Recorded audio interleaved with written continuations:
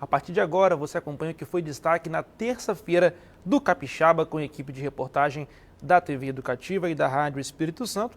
Lembrando que você nos acompanha sempre de segunda a sexta no canal 2.1 da sua televisão e nos 1160 AM do seu rádio e pelas redes sociais da TVE e da Rádio Espírito Santo. Começando o programa de hoje com os destaques da repórter Verônica Salazar. Boa noite, Verônica. Boa noite, Lucas. Boa noite a todos. Bom, hoje eu vou falar sobre os desdobramentos da entrevista coletiva de hoje e da manhã do secretário de Estado da Saúde, Nésio Fernandes, sobre a pandemia do coronavírus no Espírito Santo. Será que o Estado está se encaminhando para o lockdown? Vamos ver mais tarde. Vamos acompanhar então a fala do secretário Nésio Fernandes, que foi muito debatida na manhã de hoje. A Prefeitura de Vila Velha baixou um decreto com restrições sociais para evitar aglomerações. Muitos moradores ignoram o isolamento social, apesar do município registrar o maior número de casos da Covid-19. Vila Velha é a cidade capixaba com o maior número de casos do novo coronavírus. O município tem 839 casos confirmados e 22 mortes registradas até a tarde de hoje. E para reverter esse quadro, o prefeito Max Filho assinou um decreto com uma série de medidas para conter o avanço da doença no município. O litoral e suas belezas são um grande atrativo da cidade. Por isso, é muito comum ver as pessoas, mesmo durante a quarentena, circulando pelas ruas, calçadão e praia. Mas a partir de hoje, essas e outras atividades estão proibidas em Vila Velha. Nós agora também particularizamos alguns espaços públicos na cidade, especialmente o calçadão das praias, o acesso ao Morro do Moreno.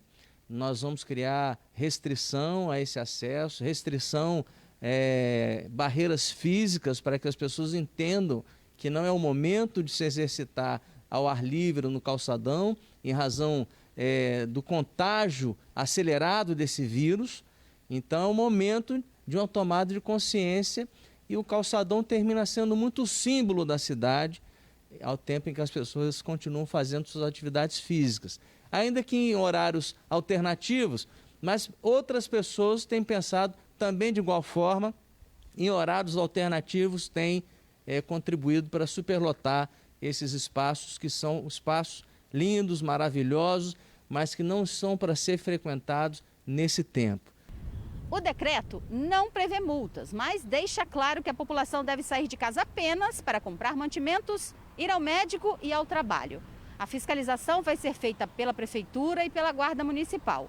E quem não cumprir as restrições, como eu disse, não vai ser multado, mas pode sofrer penalidades. Quando a nossa fiscalização, por exemplo, abordou um certo proprietário de um bar que estava juntando aglomeração, o bar estava aberto, descumprindo determinações de saúde pública, ele foi autuado por desobediência e terminou desacatando a Guarda Municipal, foi preso também por desacato. Então, assim, não queremos prender ninguém, acho que nós já estamos atravessando um drama social, econômico, sanitário tão grande, é uma dor tão grande que todos nós estamos atravessando. Não queremos prender ninguém, queremos que haja uma tomada de consciência de que a curva no Brasil, e particularmente no Espírito Santo, em Vila Velha, ainda se mostra crescente. Nós precisamos achatar essa curva. A Prefeitura já realiza ações para evitar o descumprimento de medidas decretadas tanto pelo governo do Estado,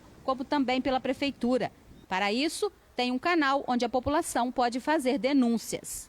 As pessoas podem se reportar a 162, que é a nossa ouvidoria, também o telefone da Guarda Municipal. Nós também recebemos denúncias através do Estado, também o disco de denúncia do Estado, que são repassados à equipe, e essa atuação tem sido conjunta. E como você acompanhou na matéria da Alessandra Bruno, nossos repórteres já estão também, inclusive, quando aparecem no vídeo com a gente, utilizando as máscaras de proteção. Toda a equipe da TV Educativa e da Rádio Espírito Santo está se protegendo, exceto a gente que não vai aparecer de máscara, apenas eu e a Verônica que estamos aqui num ambiente controlado, mantendo o distanciamento social para que você possa receber a melhor informação e também, inclusive, os repórteres de casa, como a Camila e o Bernardo, que vão entrar hoje das suas casas. Mas lembrando que a partir de agora, todos os repórteres da TV Educativa e da Rádio Espírito Santo vão aparecer para você no vídeo com máscaras de proteção, que é para a gente cumprir essas normas de isolamento social e de proteção individual nos tempos de pandemia do coronavírus. E o prazo para regularizar o título de eleitor termina amanhã. Apesar dos cartórios eleitorais estarem fechados, é possível ficar em dia com a Justiça Eleitoral pela internet. No site do TSE é possível resolver uma série de pendências com a Justiça Eleitoral. Quem vai votar pela primeira vez, por exemplo, pode requerer o título de eleitor. Quem não votou ou justificou a ausência na última eleição também pode regularizar a situação através do site. É possível também, pelo site do TSE, consultar ainda se há débitos com a Justiça Eleitoral e emitir a guia para o pagamento da multa, que é de R$ 3,50. Em alguns casos, será necessário anexar e enviar uma selfie com uma foto oficial ao lado do rosto, como estou fazendo aqui. Só que tem um detalhe: nesta selfie, a pessoa não pode estar usando óculos, nem chapéu, nem boné e nem gorro, e nesses tempos de pandemia, nem a máscara. Tudo isso para não atrapalhar a identificação. O TSE suspendeu temporariamente o cancelamento de 2,5 milhões de títulos de eleitores que não fizeram o cadastramento biométrico obrigatório. Isso significa que esses eleitores vão poder votar normalmente nas próximas eleições. E a paralisação dos motoristas e cobradores das linhas municipais de Vitória completou hoje 13 dias. As negociações prosseguem e quem nos dá os detalhes é a Camila Soares, de casa conosco no Giro TV. Camila, boa noite, bem-vinda ao Giro TV. Teve negociação, teve audiência ontem, o que foi decidido? A greve continua ou para aqui na capital, Camila? Pois é, Lucas, boa noite também a todo mundo que acompanha a gente. A greve era, na verdade, houve essa audiência ontem, né? Eles chegaram aí a um acordo que a proposta que foi aceita pelos rodoviários era de antecipação da compra de vale transporte pela prefeitura e a destinação desse recurso de forma integral para o pagamento dos salários dos funcionários da Taboazeiro. A Taboazeiro também vai ter que repassar 60% da receita da empresa, aquela que é adquirida aí nas roletas, né, com o pagamento das passagens por parte dos usuários. Esse recurso, 60% desse recurso, vai ser pago, vai ser destinado para o pagamento dos salários a cada 8 dias. Diante desse acordo, o certo seria que isso começasse a valer a partir de hoje e as empresas voltassem a funcionar, o serviço voltasse a circular. Mas os rodoviários colocaram uma condição: eles só voltam a circular quando esse recurso, né, destinado aí pela prefeitura chegar aí à Aviação Taboazeiro, né, que é a empresa que está tendo problemas aí com o pagamento dos funcionários, né? De acordo com os Sindrodoviários, esse pagamento foi uma orientação do Tribunal Regional do Trabalho para a prefeitura, mas a prefeitura destacou que cada secretaria deve fazer essa antecipação. Então, isso deve durar cerca de 5 a mais dias úteis. Então, esse pagamento, o retorno da atividade está aí associado ao pagamento desse valor, né, dessa antecipação da compra de vale transportes pela Prefeitura de Vitória. A Secretaria de Trânsito de Vitória, CETRAN, por meio de nota, informou que participou dessa audiência ontem e destacou que as alternativas que foram apresentadas durante essa audiência estão sendo avaliadas pelo município. Já em relação à multa que está sendo aplicada, né, de R$200 mil por dia, essa multa continua sendo aplicada aos rodoviários, e já soma hoje R$1.200.000 de multa. Essa não foi uma pauta ontem nessa sessão de conciliação, que aconteceu por mais de 5 horas, né? Começou às 4 horas da tarde e se estendeu aí para depois de 9 horas da noite. Essa não foi uma pauta, né? A negociação a respeito dessa multa não foi uma pauta, mas deve ser negociada, né? Porque R$1.200.000 aí de multa já estão sendo aplicadas, contando com o dia de hoje aí por conta dessa paralisação. Então, a retomada da atividade dos rodoviários está aí atrelada ao pagamento da antecipação, né, de compra do vale transporte pela prefeitura. Enquanto esse recurso não estiver junto com a Aviação Taboazeiro, os rodoviários não devem voltar a circular, Lucas. É isso, Camila, obrigado pelas suas informações. Então, segue o imbróglio, seguimos sem ônibus na região de Vitória, os verdinhos ainda sem rodar. Você vai acompanhar toda a repercussão aqui no Giro TV, óbvio, ao longo de toda a semana. E agora, o assunto no Giro TV é esporte. E para falar de esporte, vamos conversar hoje no Giro TV com o secretário de Estado de Esporte e Lazer, Júnior Abreu. Vamos virar aqui, a Camila está no vídeo aqui ainda para a gente, mas para chamar, para conversar, vou falar com o Bernardo Barbosa, que está de casa, e com o secretário que também está na sede da CESPORT, Júnior Abreu. Bernardo, boa noite. Vamos falar um pouco de esporte no programa de hoje, não é isso, Bernardo? Ei, Lucas, boa noite a todos que estão acompanhando aqui o Giro TVE, falar um pouco de esporte, tempo que a gente não bate esse papo esportivo, e nada melhor que chamar o secretário de Esporte, Júnior Abreu, para bater esse papo conosco, né? É isso daí. Então eu começo perguntando para o secretário que está aqui na telinha conosco. Secretário, boa noite, bem-vindo ao Giro TVE. Fala um pouco para a gente como vem sendo esse mais de 40 dias já que as atividades normais do dia a dia, incluindo o esporte, estão paralisadas. Como vem sendo lidado pela CESPORT esses tempos de pandemia? Como é que está o trabalho nesses tempos de quarentena, secretário? Boa noite, Lucas. Boa noite, Bernardo. Boa noite, telespectadores da TVE. Assim, não tem sido um momento fácil, né? Para todos nós tem sido um momento muito difícil, né?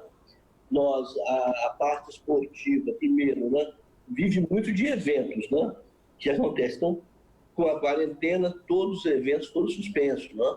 Então, nós temos o Campeonato Capixaba, né? Campeonato Brasileiro, todos eles foram suspensos. Isso aí nós estamos aguardando para ver o que vai acontecer. A CESPORT, com os nossos projetos, né? Que são vários projetos que nós temos, só para você ter ideia, nós lançamos no final do ano passado, por exemplo, um projeto novo que chama-se Compete Esportivo. Que é o que esse projeto? O poder público está dando passagem aérea para que os nossos atletas pudessem participar de competições a nível de estado, a nível de Brasil e a nível de mundo. Está tudo suspenso. Então, nós, né, não estamos tocando no compete esportivo. O projeto que nós estamos tocando hoje mesmo, qual é? É um projeto, que é um projeto que, na verdade, é a menina dos olhos da secretaria, né? Que é o projeto Bolsa Atleta. Né? Esse Bolsa Atleta, nós fizemos o edital no final do ano passado, ao investimento do poder público da CESPORT, na faixa de R$2 milhões, e que atendeu a 130 atletas, né, que tiveram índice em 2018. Então, esse projeto nós estamos tocando hoje na parte esportiva, né, porque independe da gente ter eventos ou não ter eventos, a gente está tocando esse projeto. Bernardo? Secretário, a gente sabe que a CESPORT ela tem uma área aí muito legal, né, uma área ampla para os atletas se exercitarem. Vocês disponibilizaram para os atletas, caso assim, de forma isolada, revezamento para o pessoal se exercitar aí?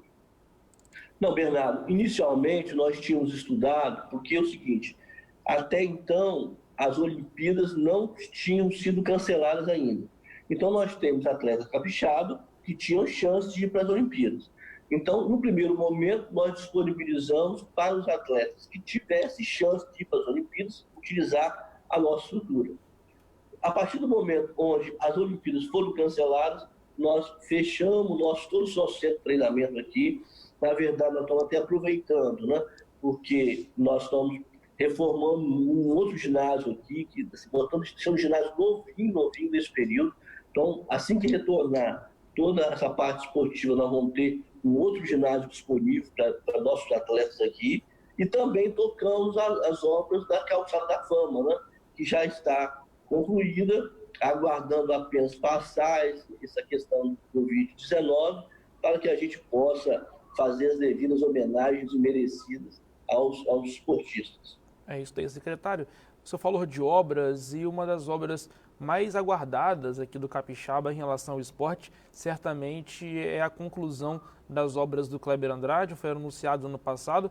Gostaria de saber se nesses tempos de pandemia o estádio segue em obras e qual o prazo para a entrega das obras do Kleber Andrade, já com escada rolante, com placar eletrônico que foi colocado, para finalizar mesmo as obras do estádio estadual? Como você bem falou, Lucas, assim, a conclusão das obras do Kleber Andrade é uma aspiração antiga do Capixaba, né? E nós, até liderado pelo nosso governador Renato Casagrande, iniciamos a reforma para concluir as obras do Kleber Andrade em março do ano passado. Então, essas obras estão sendo tocadas, né? Nós já concluímos aí em torno de 50%, 60% das obras, nós fizemos novos banheiros, né? Colocamos um placar eletrônico grande, 43 metros quadrados, né? Então, assim, nós estamos estruturando o Kleber Andrade para grandes eventos para o futebol capixaba. Se nós observarmos, no ano passado, nós tivemos o Mundial Sub-17 aqui no Kleber Andrade, né? A melhor sede do Mundial Sub-17 foi escolhida por Kleber Andrade antes de nós concluirmos todas as obras. Hoje mesmo a gente teve a oportunidade de estar no estádio Kleber Andrade, né?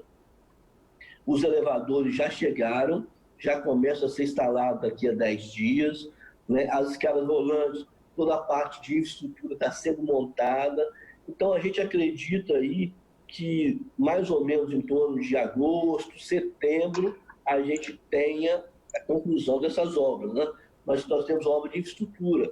Na verdade, eu estou aproveitando esse momento que o Estado está parado para poder colocar o pé no acelerador e tocar todas essas obras que são importantes para a gente concluir o estádio Kleber Andrade. Bernardo.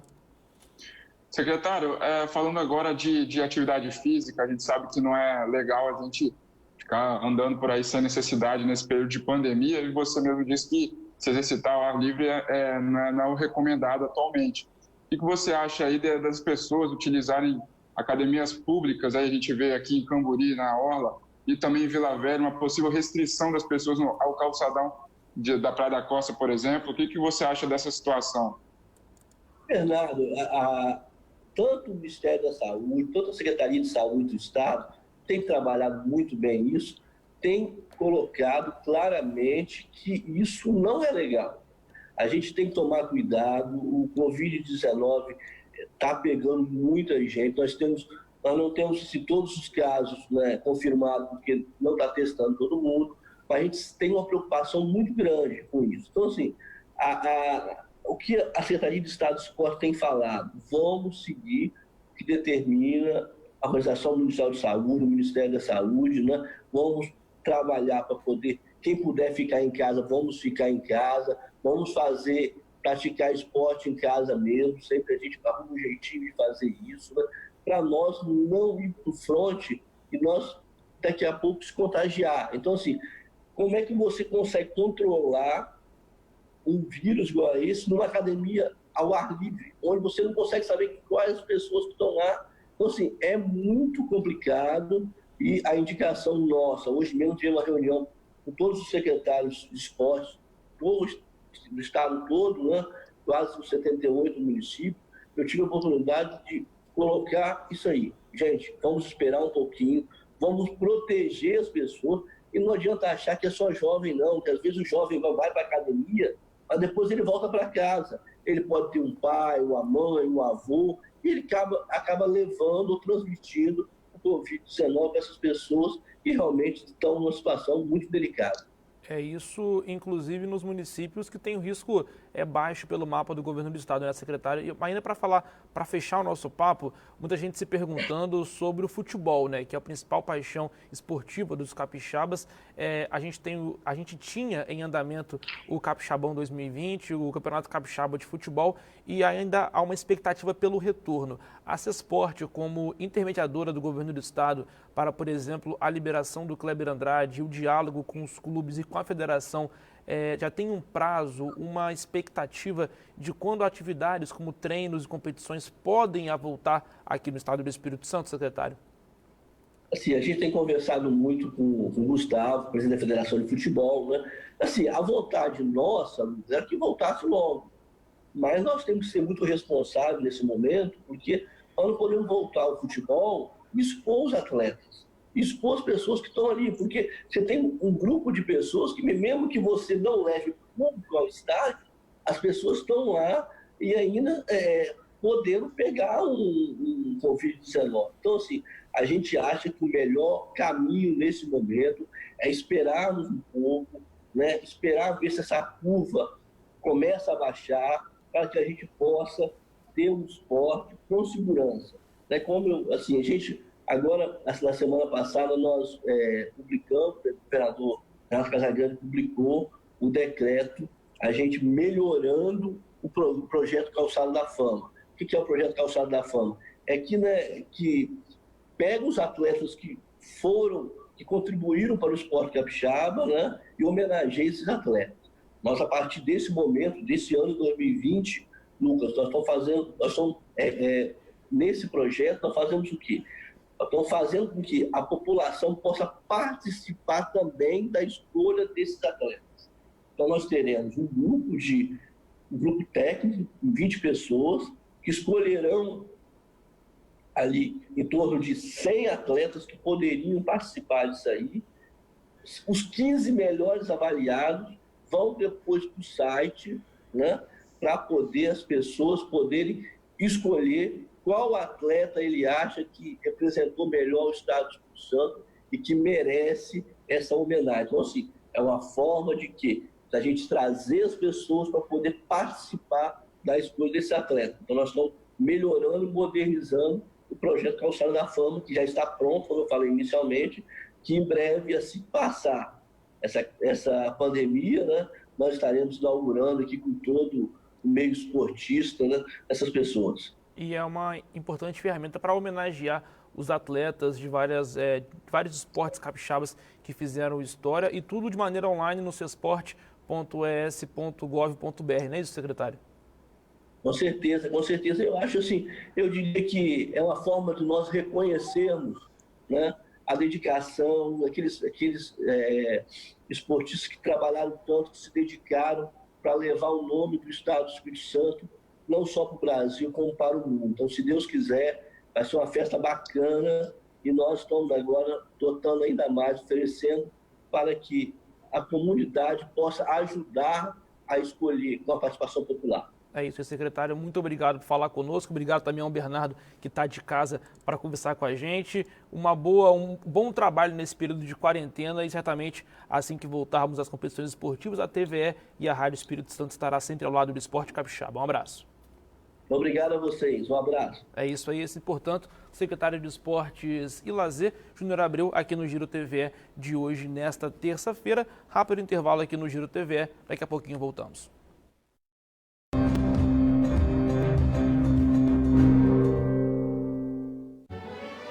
A natureza é como uma obra de arte, cheia de cores, formas e uma beleza sem tamanho. Aprecie raros momentos da vida selvagem no Planeta Terra, terça, 8h15 da noite.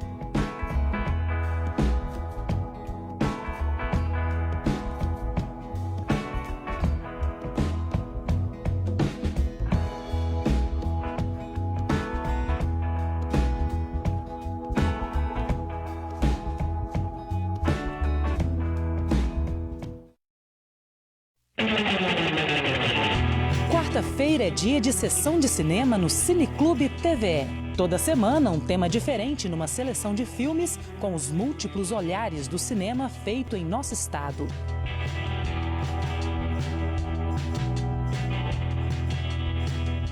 O Cineclube TVE é quarta-feira, às 10h45 da noite, aqui na TVE.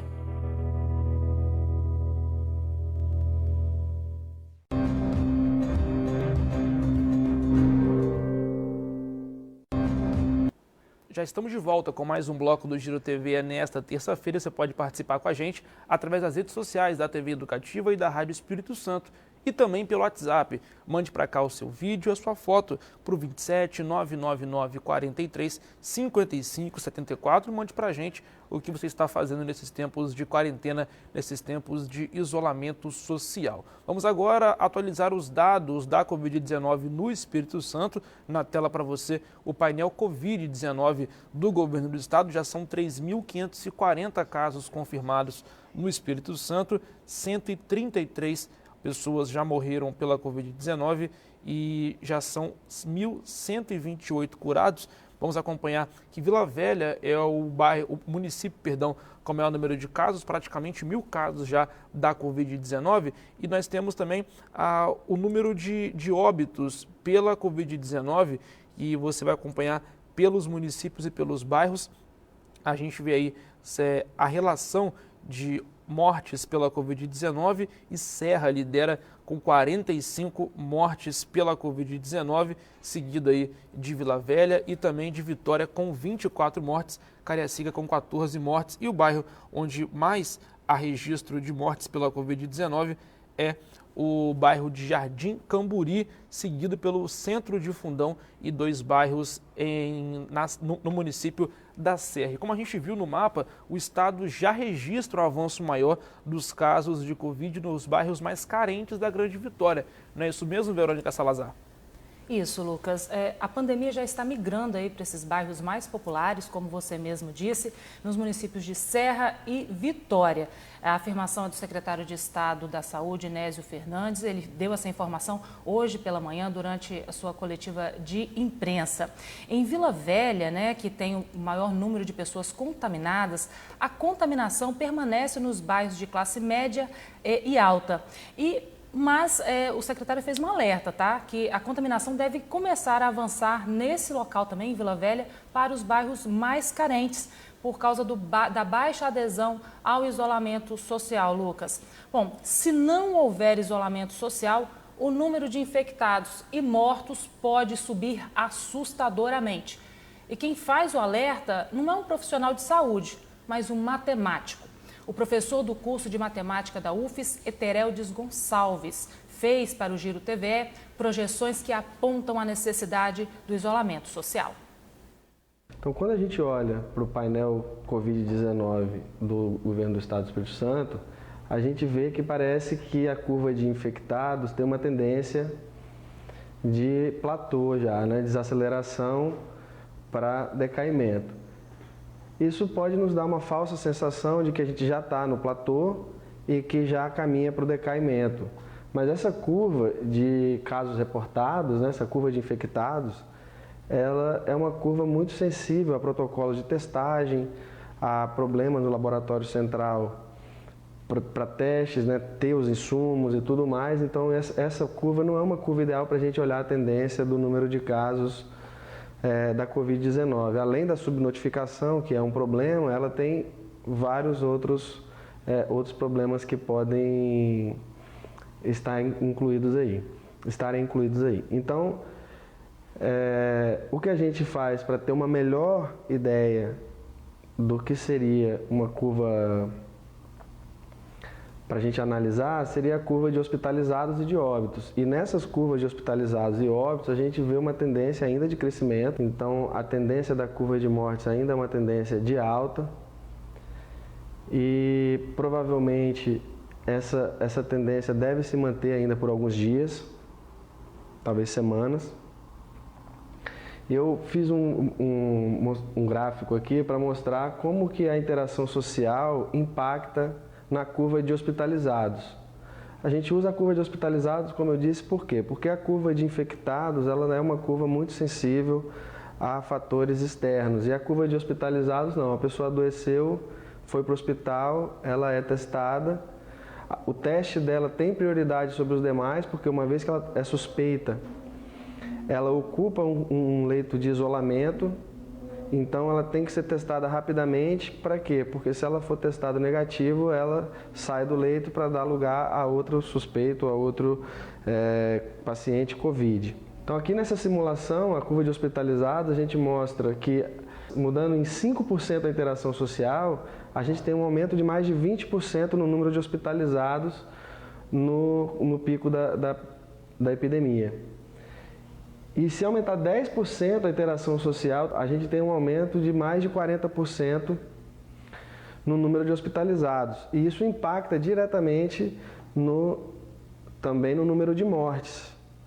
Então, uma simulação que a gente fez mostra que em cenários mais graves, por exemplo, que a taxa de letalidade fosse a taxa brasileira, por exemplo, um aumento na interação social de 10% pode levar a um pico de mortes, um aumento de 90%. Então, esses são números assustadores, mostra o quão é importante, né, a gente manter o distanciamento social. E aí, quando eu falo distanciamento social e aumento da interação social, eu estou falando de interação física, né, interação social. Não interessa o comércio estar fechado e as pessoas interagindo, indo para a praia, interagindo em festas, interagindo em agências bancárias. Então, o ideal é o distanciamento mesmo. E hoje pela manhã teve coletiva de imprensa com o secretário de Estado da Saúde, Nésio Fernandes, como disse a Verônica, que você acompanhou aí da redação da TVE. E mais uma vez a baixa adesão dos capixabas ao isolamento social foi o ponto central dessa coletiva, por isso eu volto a chamar a Verônica com mais informações. Isso, Lucas. A taxa de adesão do capixaba ao isolamento está abaixo de 50%. Com isso, a possibilidade de lockdown, né, que é a restrição ainda maior de interação de pessoas na rua, é muito real, especialmente nos municípios onde a taxa especialmente nos municípios que estão na área de alto risco, né, na zona vermelha, que a gente chama lá no mapa Covid-19. Essa afirmação foi dada hoje pela manhã pelo secretário de Estado da Saúde, Nésio Fernandes, durante a coletiva de imprensa que ele fez conosco, né?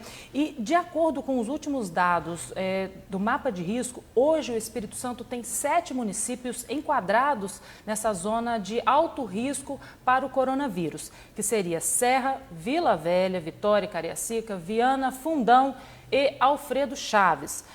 O secretário mencionou o seguinte, Lucas, que os municípios precisam intensificar o isolamento social. Isso aí, não só o secretário Nésio, como também o governador do estado, Renato Casagrande, vem batendo nessa mesma tecla, justamente para que as pessoas se conscientizem, façam a sua parte.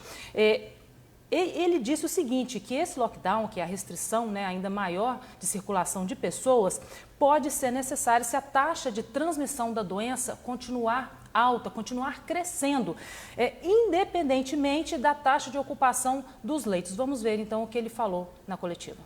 A possibilidade de lockdown nas grandes capitais, nas grandes regiões, nos grandes centros urbanos do país, ela é real. A possibilidade de decretar lockdown, ela é uma possibilidade que ela não depende somente, na minha opinião, da existência ou não de uma boa ou pior taxa de ocupação de leitos. Se nós continuarmos tendo a cada 7, 10 dias a letalidade dobrando de número de pessoas mortas, ainda que as pessoas estejam morrendo dentro do hospital, mas se estiverem morrendo milhares de brasileiros, nós não podemos assumir que a estratégia de enfrentamento está correta. Está aí o Nésio falando sobre a possibilidade do lockdown, que é uma restrição ainda maior, praticamente total, da circulação de pessoas na Grande Vitória. E, Verônica, o secretário falou sobre a ampliação dos testes para o coronavírus aqui no estado?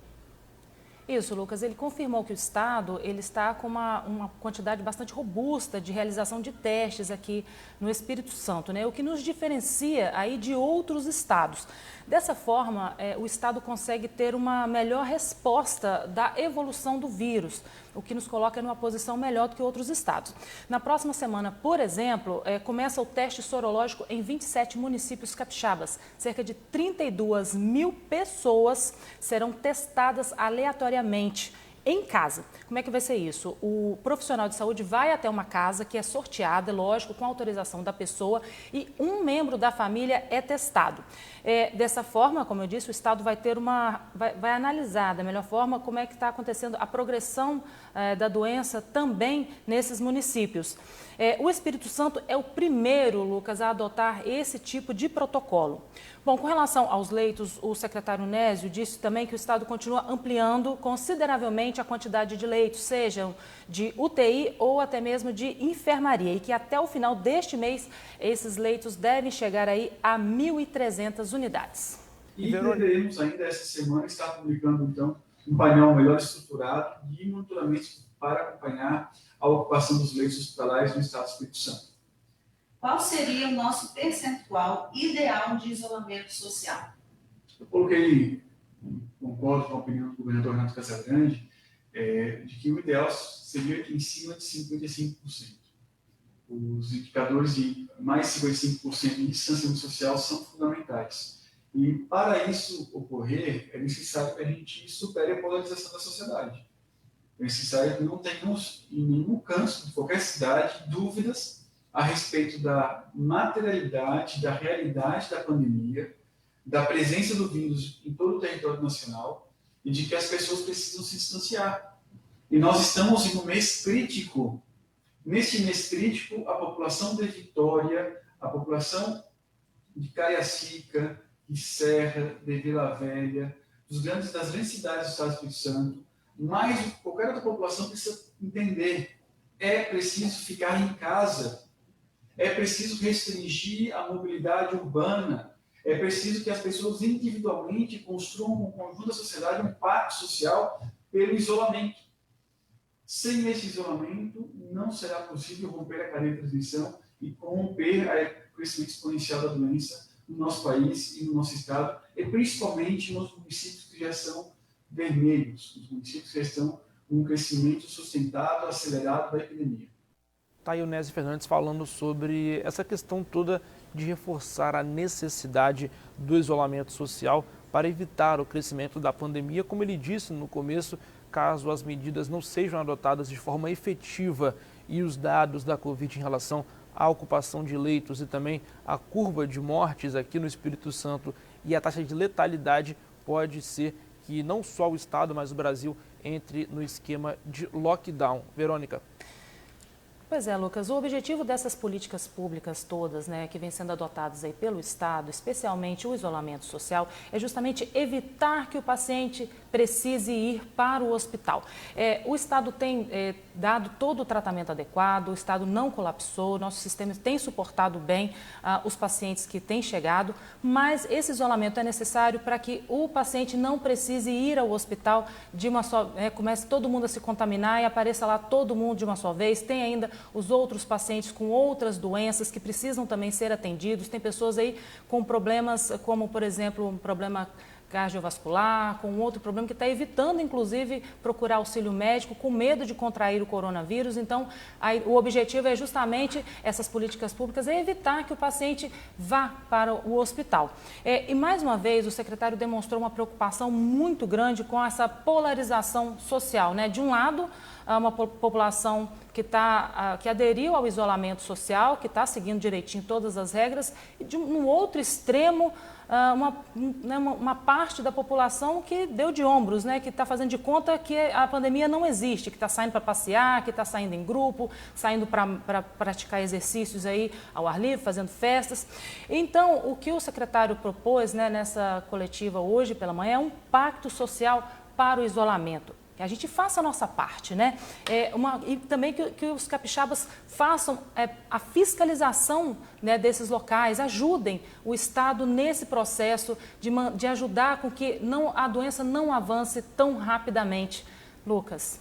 É isso, Verônica, muito importante sempre lembrar dessas medidas que devem ser tomadas pela população para evitar uma questão maior, um prejuízo maior para toda a sociedade. E tem novidade, logo mais na telinha da TVE, às 10h45 da noite, estreia a série Palante, onde 5 jovens de países que compõem a Amazônia Internacional desafiam o conservadorismo por meio da dança. É hoje às 10h45 aqui na TV Educativa. E as homenagens ao compositor e escritor Aldir Blanc, que morreu ontem aos 73 anos, vítima da Covid-19, continuam aqui no Giro TVE. E hoje, no nosso programa, quem homenageia esse mestre da MPB é o músico e compositor Raimundo Machado. E assim, nós vamos nos despedindo de você e amanhã estamos de volta com mais uma edição do Giro TVE. Até lá! Eu sou Raimundo Machado e é um grande prazer falar sobre um compositor como Aldir Blanc. Eu, desde muito novo, ouço as composições dele, notadamente as que têm grande destaque da parceria especialíssima entre Aldir Blanc e João Bosco. Essa música que eu gosto há muito, desde há muitos anos que eu ouço e que gosto sempre, chama-se Me Dá a Penúltima, um título muito engraçado, bem irônico. E é a que eu vou cantar, lembrando, homenageando esse grande compositor que se foi. Mas a obra fica.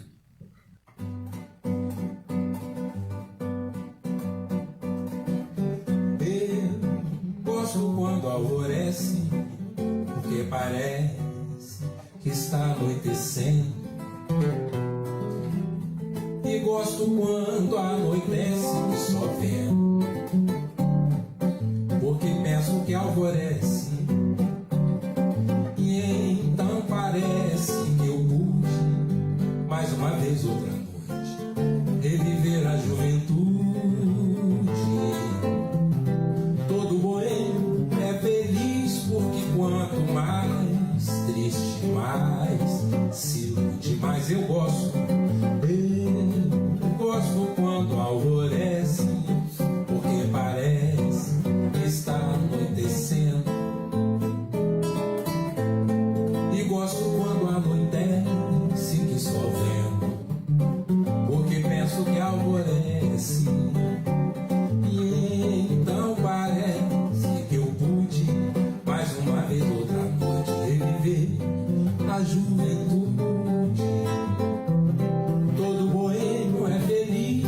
Porque quanto mais triste, mais se ilude. Esse é o segredo de quem, como eu, vive na boemia. Colocar no mesmo barco realidade e poesia, indo da própria agonia, vivendo em paz ou sem paz. Pra mim tanto faz, se é noite ou se é dia. Pra mim tanto faz, se é noite ou se é dia. Mas eu gosto quando alvorece, porque parece. Não tem como não olhar para isso aqui e pensar, Deus existe, cara. Sensacional. Um biólogo aventureiro preparado para tudo. Ai, mamacita!